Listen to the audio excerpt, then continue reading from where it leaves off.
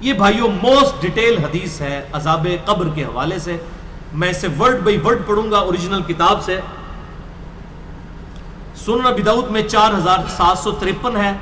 مسند امام احمد میں جلد 4 صفحہ 287 پر 18557 ہے. اور المستدرک للحاکم میں 107 نمبر حدیث ہے. مشکات میں 1630 نمبر ہے. اچھا یہ ابو داؤد کی جو اس کی روایت ہے اور مسند احمد کی، اس میں آمش مدلس ہے اور ان سے روایت کر رہا ہے. لیکن جو المستدرک للحاکم کی روایت ہے اس میں امام آمش نے اپنی سماع کی تصریح کی ہے اور انہوں نے کہا کہ میں نے حدیث سنی ہے. ان سے روایت نہیں کی بلکہ انہوں نے حدثنا سے کی ہے. المستدرک للحاکم 107 نمبر حدیث میں وہ پڑھنے لگا ہوں ورڈ بائی ورڈ تاکہ اس کا سوز و گداز جو ہے وہ قائم رہے. برا بن عازب رضی اللہ تعالیٰ عنہ بیان کرتے ہیں کہ ہم رسول اللہ صلی اللہ علیہ وسلم کی مائیت میں ایک انصاری شخص کے جنازے میں شریک ہوئے. ہم قبر تک پہنچ گئے، ابھی اس کی لحد تیار نہیں ہوئی تھی کہ رسول اللہ صلی اللہ علیہ وسلم ہمارے پاس بیٹھ گئے. ہم بھی آپ صلی اللہ علیہ وسلم کے گرد بیٹھ گئے، اس حال میں گویا ہمارے سروں پر پرندے ہیں، یعنی فل اٹینٹو ہو کر آپ صلی اللہ علیہ وسلم کے ساتھ ہم بیٹھ گئے. آپ کے مبارک ہاتھوں میں ایک لکڑی تھی جس سے آپ زمین کورید رہے تھے. آپ صلی اللہ علیہ وسلم نے سر مبارک اوپر اٹھایا اور فرمایا عذاب قبر سے اللہ کی پناہ طلب کیا کرو. آپ نے 3 بار یہ بات ارشاد فرمائی.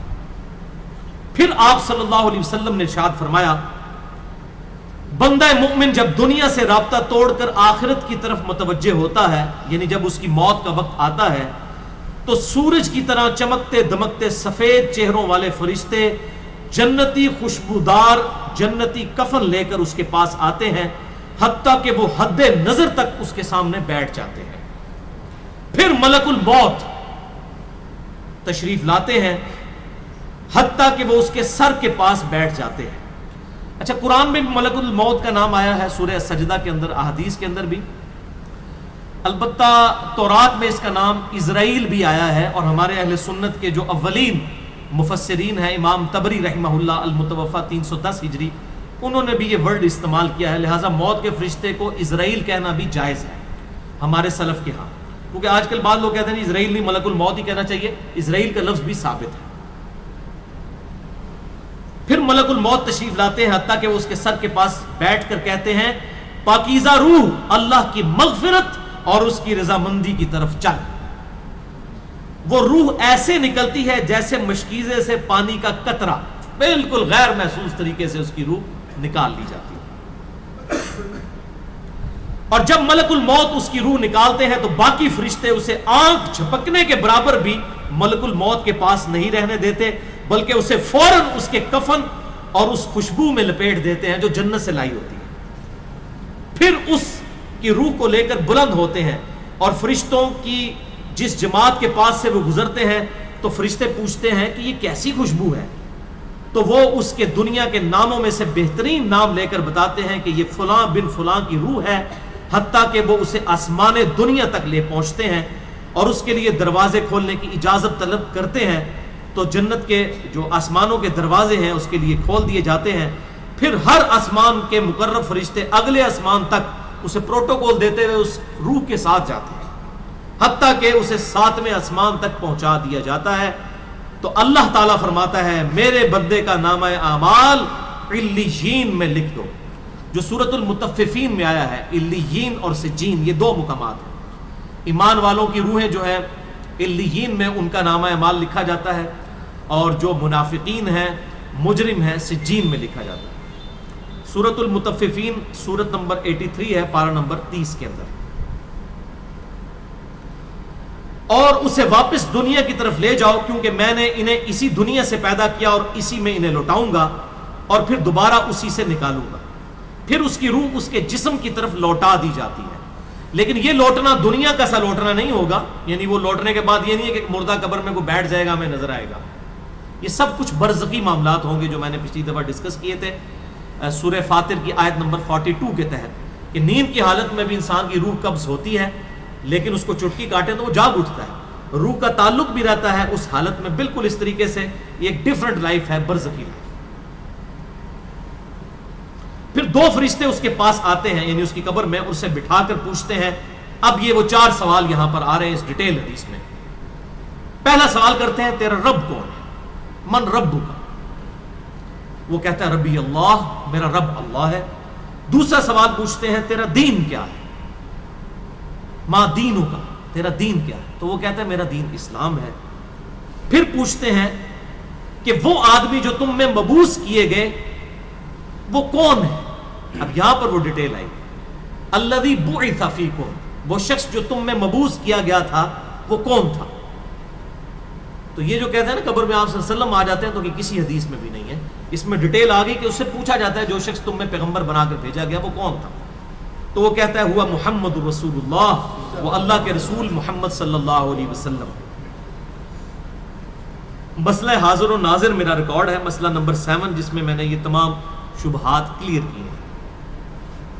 یہ 3 سوالوں کے بعد اچھا جامعہ ترمذی میں ایک حدیث ہے 3120، اس میں الفاظ ہیں کہ وہ پوچھتے ہیں من نبیو کا، تیرا نبی کون ہے؟ اس میں تو ہے نا کہ اس شخص کے بارے میں تیرا کیا عقیدہ ہے، اس میں من نبیو کا الفاظ ہیں. جامعہ ترمذی 3120. اچھا اللہ کا شکر ہے کہ یہ نہیں پوچھتے تیرا فرقہ کون سا ہے، تو کس امام کی تقلید کرتا تھا، کیڑی مسیدی تو نماز پڑھتا سا ہے. دیکھ لیں کوئی چیز نہیں. تیرا رب کون ہے، تیرا دین اور نبی صلی اللہ علیہ وسلم. تو دنیا میں بھی ہم یہی کہتے ہیں اللہ رسول قرآن، یہی بات ہے. تو قبر کے اندر جا کر بھی یہی سوال ہے. اب وہ جب 3 سوالوں کے جواب دیتا ہے تو فرشتے 4تھا سوال اس سے پوچھتے ہیں، جو میں نے قبر کا 4تھا سوال، مسئلہ نمبر 78. تمہیں کیسے پتا چلا، ان 3 سوالوں کے جواب تمہیں کیسے آئے؟ وہ کہتا ہے میں نے اللہ کی کتاب پڑھی تھی، میں اس کتاب پر ایمان لایا اور میں نے اس کے حق ہونے کی تصدیق کی. اللہ کی کتاب پڑھی ہوگی تو تصدیق کرے گا نا. اگر سنا کے سنی ہوگا تو کیا تصدیق کرے گا؟ ہاں پڑھا کے سنی ہوگا تو تصدیق کر دے گا. پھر آسمان سے آواز آتی ہے میرے بندے نے سچ کہا، اس کے لیے جنتی بچھونا بچھا دو، اسے جنتی لباس پہنا دو اور اس کے لیے جنت کی طرف دروازہ کھول دو. قبر کے اندر ہی جنت کی طرف دروازہ کھول دو. یعنی آپ سمجھ لیں جس طرح یہ اب ٹچ سکرین موبائل رکھ کے اور جناب لیپ ٹاپ رکھ کے سامنے لوگ بیٹھے ہوتے ہیں نا، تو ایک دوسری دنیا میں چلے جاتے ہیں. تو جنت کا فزیکلی دروازہ کھول دیا جائے گا، اس کو جنت کی ہوائیں بھی، خوشبو بھی آئے گی اور انتظار وہ کرے گا. وہاں اسے ہوا کے جھونکے اور خوشبو بھی آتی ہوگی اور حد نظر تک اس کی قبر کو کشادہ کر دیا جائے گا. خوبصورت چہرے، خوبصورت لباس اور بہترین خوشبو والا ایک شخص اس کے پاس قبر میں آئے گا اور کہے گا اس چیز سے خوش ہو جا جو چیز تجھے خوش کر دے، یہ وہ دن ہے جس کا تجھ سے وعدہ کیا جاتا تھا. وہ شخص پوچھے گا کہ اے شخص تو کون ہے، تیرا چہرہ بھلائی لانے والا چہرہ ہے. وہ جواب دے گا میں تیرا عمل صالح ہوں. یعنی نیک عمال ایک خوبصورت انسان کی شکل میں اس کی قبر میں آ جائے گا. تو پھر وہ شخص کہے گا اے اللہ، اے میرے رب، جلدی کر، فوراً قیامت قائم فرما دے حتیٰ کہ میں اپنے اہل و عیال کی طرف چلا جاؤں. یعنی مومن کہے گا اللہ جلدی جلدی قیامت آئے، مجھے تو اینڈ رزلٹ نظر آ رہا ہے، مجھ سے انتظار نہیں ہوتا، فوراً قیامت آ جائے. ابھی سائملٹینیس کنٹراسٹ آنے والا ہے اس کا. جب کافر اور مجرم شخص دنیا سے جاتا ہے تو آپ صلی اللہ علیہ وسلم نے فرمایا سیاہ چہروں والے فرشتے بالوں سے بنا ہوا ایک کمبل لے کر آسمان سے نازل ہوتے ہیں اور حد نظر فاصلے تک اس کے سامنے بیٹھ جاتے ہیں. پھر ملک الموت، موت کا فرشتہ آتا ہے حتیٰ کہ اس کے سر کے پاس بیٹھ جاتا ہے اور کہتا ہے خبیث روح اللہ کی ناراضگی کی طرف چل. وہ روح اس کے جسم میں پھیل جاتی ہے تو وہ ملک الموت اس طرح اسے کھینچتا ہے جیسے لوہے کی سلاخ کو گیلے اون میں سے کھینچا جاتا ہے چھس کر کے. گرم سلاخ جو ہے وہ اونی کپڑے کے اندر، گیلے کے اندر ڈال کے یوں کھینچی جائے نا تو اس طرح اس کے پورے جسم سے اس کی روح نکالی جاتی ہے. بولے اعوذ باللہ تعالی. پھر ملک الموت سے باقی فرشتے اس کی روح کو لے کر پلک جھپکنے کے برابر بھی وہاں نہیں رہنے دیتے حتیٰ کہ وہ اسے بالوں سے بنے ہوئے کمبل میں لپیٹ لیتے ہیں اور اس سے زمین کے مردار سے نکلنے والی انتہائی بری بدبو نکلتی ہے. وہ اسے لے کر اوپر چڑھتے ہیں تو وہ فرشتوں کی جس جماعت کے پاس سے گزرتے ہیں تو فرشتوں کی جماعتیں کہتی ہیں کیسی خبیث روح ہے. وہ کہتے ہیں یہ فلاں بن فلاں کی روح ہے اور وہ اس کی دنیا کا انتہائی کبھی نام لے کر بتاتے ہیں حتیٰ کہ اسے آسمانی دنیا تک لے جایا جاتا ہے. اس کے لیے دروازے کھولنے کے لیے درخواست کی جاتی ہے تو آسمان کے دروازے اس کے لیے نہیں کھولے جاتے. پھر رسول اللہ صلی اللہ علیہ وسلم نے سورۃ الاعراف کی آیت پڑھی کہ ان کے لیے آسمانوں کے دروازے نہیں کھولے جائیں گے، وہ جنت میں داخل بھی نہیں ہوں گے حتیٰ کہ اونٹ سوئی کے سوراخ سے گزر جائیں۔ یہ سورۃ الاعراف کی آیت آپ صلی اللہ علیہ وسلم نے پڑھی۔ پھر آپ صلی اللہ علیہ وسلم نے فرمایا کہ اللہ تعالیٰ فرماتا ہے اس کی کتاب کو سب سے نچلی زمین میں سجین میں لکھ دو، پھر اس کی روح کو شدت کے ساتھ پٹ کھا جاتا ہے۔ پھر آپ صلی اللہ علیہ وسلم نے یہ آیت تلاوت فرمائی سورہ الحج کی، جو شخص اللہ کے ساتھ شرک کرتا ہے گویا وہ آسمان سے گر پڑا تو اب پرندے اسے اچک کر لے جائیں یا کسی دور جگہ پر پھینک دیں۔ پھر اس کی روح اس کے جسم میں لوٹا دی جاتی ہے اور دو فرشتے اس کے پاس آ کر اس سے پوچھتے ہیں تیرا رب کون ہے؟ اب اس سے بھی سوال ہوتا ہے۔ وہ حیرت زدہ ہو کر کہتا ہے ہائے افسوس، ہائے افسوس، میں نہیں جانتا، میں نہیں جانتا۔ پھر پوچھتے ہیں تیرا دین کیا ہے؟ وہ پھر حیرت زدہ ہو کر کہتا ہے ہائے افسوس، ہائے افسوس، میں نہیں جانتا، میں نہیں جانتا۔ پھر اس سے پوچھتے ہیں کہ جو شخص تم میں مبعوث کیے گئے وہ کون تھے؟ تو وہ کہتا ہے ہائے افسوس، میں نہیں جانتا، میں نہیں جانتا۔ پھر آسمان سے آواز آتی ہے اس نے جھوٹ بولا، اس کے لیے جہنم کا بچھونا بچھا دو۔ اور بخاری میں الفاظ ہیں 1374۔ اس کے جواب میں فرشتے پھر اس سے چوتھا سوال کیا کرتے ہیں؟ لا دریتا ولا تلیتا، اور تو نے خود پڑھ کر سمجھنے کی کوشش کیوں نہیں کی؟ یا جو لوگ سمجھے ہوئے لوگ تھے، کتاب و سنت کے منہج پر چلنے والے لوگ تھے، ان کے ساتھ تو کیوں نہیں چلا؟ اللہ تعالیٰ فرماتا ہے اس کے لیے جہنمی بچھونا بچھا دو، جہنم کی طرف ایک دروازہ کھول دو، وہاں سے گرمی اور گرم ہوا اس کی قبر میں آتی رہے گی۔ اس کی قبر کو اس قدر تنگ کر دیا جائے گا کہ اس کی پسلیاں ایک دوسرے کے اندر داخل ہو جائیں گی، اور ایک قبیح چہرے والا شخص قبیح لباس میں انتہائی بدبودار حالت میں اس کے پاس آئے گا اور اسے کہے گا تمہیں ایسی چیزوں کی بشارت ہو جو تمہیں غمزدہ کر دیں، یہ تیرا وہ دن ہے جس کا تجھ سے وعدہ تھا۔ وہ پوچھے گا تو کون ہے؟ تیرے چہرے سے تو خیر کی توقع نظر نہیں آتی۔ وہ جواب دے گا میں تیرا خبیث عمل ہوں جو تو دنیا میں کیا کرتا تھا۔ بات عمل کے ساتھ ہی ہے، صرف کلمہ پڑھنا کافی نہیں ہے، عمل۔ پھر وہ کہتا ہے میرے رب قیامت قائم نہ کرنا، اے میرے رب قیامت قائم نہ کرنا۔ مومن کیا کہتا ہے؟ قیامت قائم کر رہا ہے اللہ۔ اب یہ وہ حدیث ہے وہ جس اس آیت کو حل کرتی ہے جو پچھلی دفعہ ایک بھائی نے سوال بھی کیا تھا۔ سورہ یاسین کی آیت نمبر ہے 52۔ قالوا یا ویلنا من بعثنا من مرقدنا، یعنی جب قبروں سے نکالا جائے گا مجرموں کو، وہ کہیں گے ہائے افسوس، ہمیں کس نے ہماری قبروں سے باہر نکال دیا۔ تو اللہ تعالیٰ کیا فرمائے گا؟ ھذا ما وعد الرحمن وصدق المرسلون، یہی ہے وہ جس کا وعدہ رحمان نے کیا تھا اور رسولوں نے سچا کہا تھا۔ تو کہتے ہیں جی منکرین عذاب قبر کہتے ہیں جی وہ انسان کیوں کہتے ہیں ہماری قبروں سے کس نے اٹھا لیا، تو اس پہ عذاب تو نہیں ہوتا؟ عذاب تو ہو رہا ہے۔ آپ دیکھیں اس وہ حدیث میں کیا کہہ رہا ہے اللہ قیامت قائم نہ کرنا، یعنی یہ عذاب تو آیا، قیامت آئی تو پھر بڑا عذاب بھی مجھ پر آئے گا۔ تو اسی لیے وہ اس حیرت زدہ ہوگا قیامت والے دن کہ اب میرے اوپر اگلی مصیبت آ گئی، عذاب کی چوتھی اور فائنل قسط بھی میرے پر آنے والی ہے۔ وَلِعَوْذُ بِاللَّهِ تَعَالَى اللہم اجرنا من النار۔ 11ویں حدیث سنن نسائی میں 1834، مشکات میں 1629۔ ابو ہریرہ رضی اللہ تعالیٰ عنہ کہتے ہیں آپ صلی اللہ علیہ وسلم نے فرمایا جب مؤمن شخص کی موت کا وقت آتا ہے تو رحمت کے فرشتے سفید ریشم لے کر آتے ہیں اور کہتے ہیں راضی ہونے والی پسندیدہ روح نکل، اللہ کی راحت اور رزق کی طرف چل، رب تجھ پر ناراض نہیں۔ تو وہ بہترین کستوری کی خوشبو کی طرح نکلتی ہے حتیٰ کہ وہ ایک دوسرے سے اسے لے کر اس طرح کرتے کرتے آسمان کے دروازوں تک پہنچ جاتے ہیں۔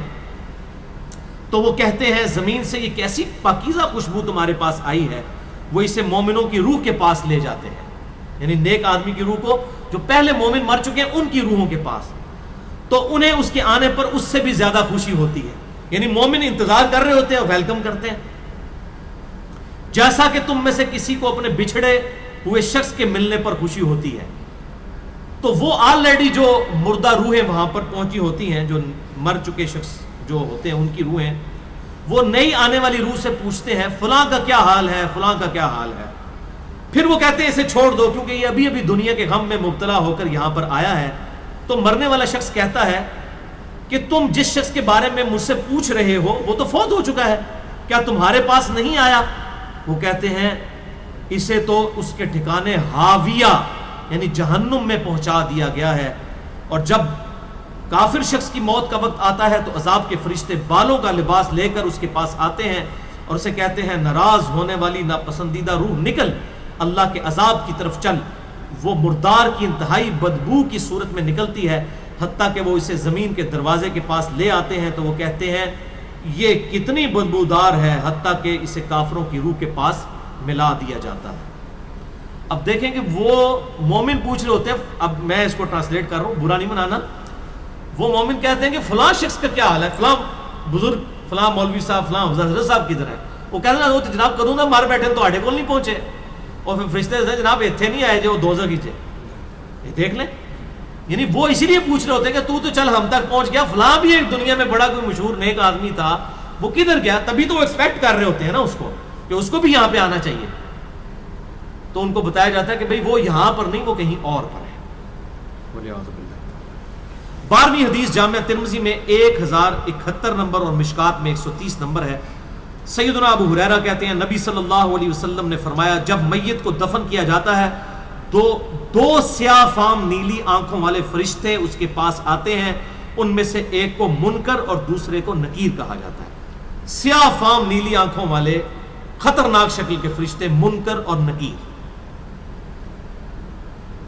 پس وہ کہتے ہیں تم اس شخص کے بارے میں کیا کہا کرتے تھے، یعنی نبی صلی اللہ علیہ وسلم کے بارے میں سوال ہوتا ہے تو وہ کہتا ہے وہ اللہ کے بندے اور اس کے رسول ہیں، میں گواہی دیتا ہوں کہ اللہ کے سوا کوئی معبود نہیں اور محمد صلی اللہ علیہ وسلم اس کے بندے اور رسول ہیں۔ وہ دونوں فرشتے کہتے ہیں ہمیں پتا تھا تم یہی جواب دو گے۔ پھر اس کی قبر کو لمبائی اور چوڑائی میں 70 ہاتھ کشادہ کر دیا جاتا ہے، یہ 70 کہتے ہیں کثرت، حد نظر تک کشادہ کر دیا جاتا ہے۔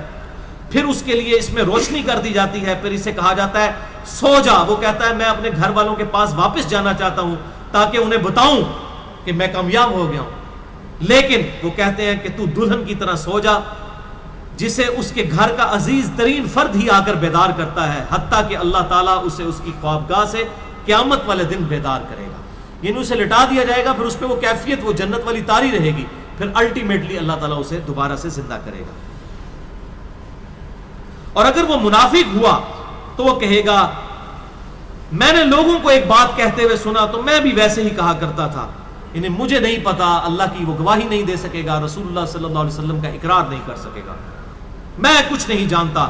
وہ فرشتے کہیں گے ہمیں پتا تھا تم یہی کہو گے، پس زمین سے کہا جاتا ہے اس پر تنگ ہو جا، وہ اس پر تنگ ہو جاتی ہے حتیٰ کہ اس کی ہڈیاں اور پسلیاں ایک طرف کی دوسری طرف آ جاتی ہیں، یوں بولے اعوذ باللہ تعالی، اور اسے مسلسل عذاب ہوتا رہے گا حتیٰ کہ اللہ اسے خوابگاہ سے دوبارہ زندہ کرے گا، یعنی قیامت تک اس پر وہ اس حالت میں عذاب رہے گا، ہمیں نظر نہیں آئے گا۔